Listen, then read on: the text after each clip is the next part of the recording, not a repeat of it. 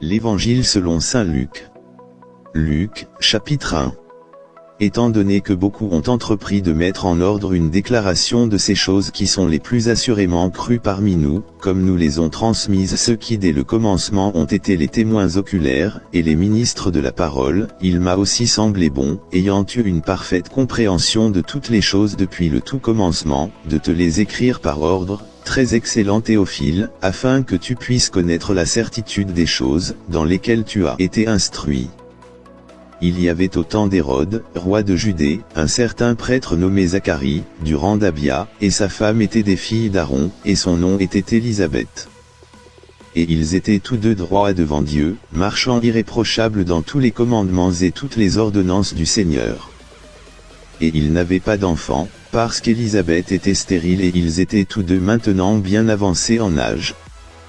Et il arriva, pendant qu'il exerçait la fonction de prêtre devant Dieu, selon l'ordre de son rang, que selon la coutume de la fonction de prêtre, son sort était de brûler de l'encens lorsqu'il alla dans le temple du Seigneur. Et toute la multitude du peuple était dehors en train de prier, au moment de l'encens. Et un ange du Seigneur lui apparut se tenant debout à droite de l'autel de l'encens. Et lorsque Zacharie le vit, il fut troublé, et la peur tomba sur lui. Mais l'ange lui dit, n'aie pas peur, Zacharie, car ta prière a été entendue, et ta femme Élisabeth t'enfantera un fils, et tu appelleras son nom Jean. Et tu en auras joie et exultation, et beaucoup se réjouiront à sa naissance. Car il sera grand à la vue du Seigneur, et ne boira ni vin, ni boisson forte, et il sera rempli de l'Esprit Saint, des mêmes l'utérus de sa mère. Et beaucoup des enfants d'Israël se tourneront vers le Seigneur leur Dieu. Et il ira devant lui dans l'esprit et le pouvoir d'Élie, pour tourner les cœurs des pères vers les enfants, et les désobéissants à la sagesse des justes, afin de préparer un peuple prédisposé pour le Seigneur. Et Zacharie dit à l'ange, à quoi connaîtrai-je cela? Car je suis un homme âgé, et ma femme est bien avancée en âge. Et l'ange répondant, lui dit, je suis Gabriel, qui me tient dans la présence de Dieu, et suis envoyé pour te parler, et te déclarer ces heureuses nouvelles. Et, voici, tu seras muet, et incapable de parler, jusqu'au jour où ces choses seront exécutées, parce que tu n'as pas cru à mes paroles, qui se réaliseront en leur temps. Et le peuple attendait Zacharie, et était surpris de ce qu'il tardait si longtemps dans le temple. Et quand il sortit, il ne pouvait leur parler, et ils perçurent qu'il avait eu une vision dans le temple, car il leur faisait des signes, et resta sans voix. Et il arriva que, dès que les jours de son ministère furent accomplis, il partit pour sa propre maison.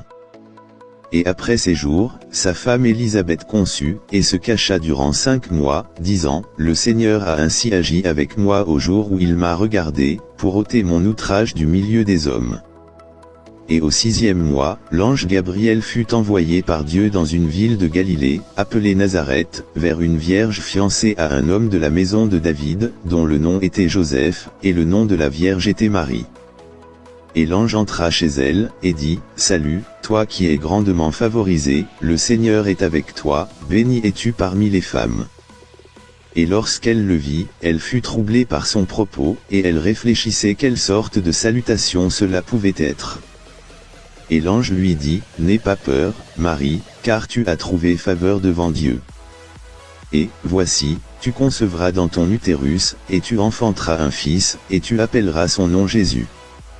Il sera grand, et sera appelé le Fils du Plus-Haut, et le Seigneur Dieu lui donnera le trône de son père David, et il régnera sur la maison de Jacob pour toujours, et son royaume sera sans fin. Alors Marie dit à l'ange, comment cela se fera-t-il, puisque je ne connais pas d'homme? Et l'ange répondit et lui dit, l'Esprit Saint viendra sur toi, et le pouvoir du Plus-Haut te couvrira de son ombre, par conséquent cette sainte chose qui naîtra de toi sera appelée le Fils de Dieu.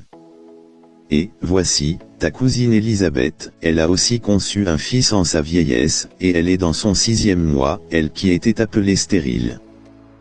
Car avec Dieu rien ne sera impossible. Et Marie dit, voici la servante du Seigneur, qu'il me soit fait selon ta parole. Et l'ange partit d'auprès d'elle. Et Marie se leva en ces jours-là, et s'en alla en hâte vers la province des collines, dans une ville de Juda, et entra dans la maison de Zacharie, et salua Élisabeth.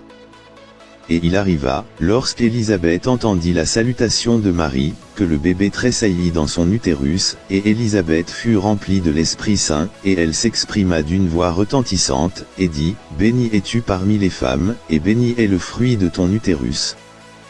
Et d'où me vient ceci, que la mère de mon Seigneur vienne à moi?